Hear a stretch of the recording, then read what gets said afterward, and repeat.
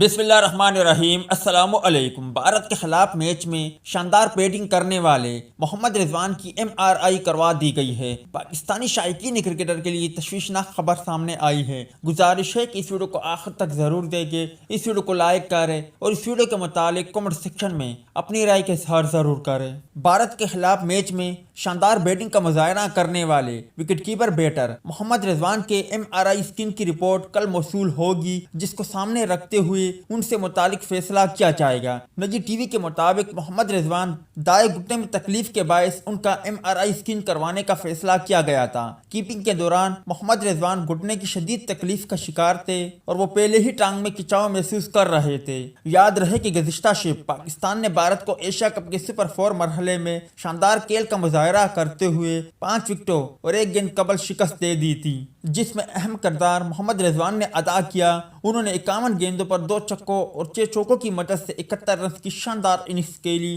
جو کہ ٹیم کی جیت میں اہم ثابت ہوئی۔ انشاءاللہ قوی امید ہے کہ افغانستان کے خلاف محمد رضوان فٹ ہوں گے اور محمد رضوان ٹیم کا حصہ ہوں گے۔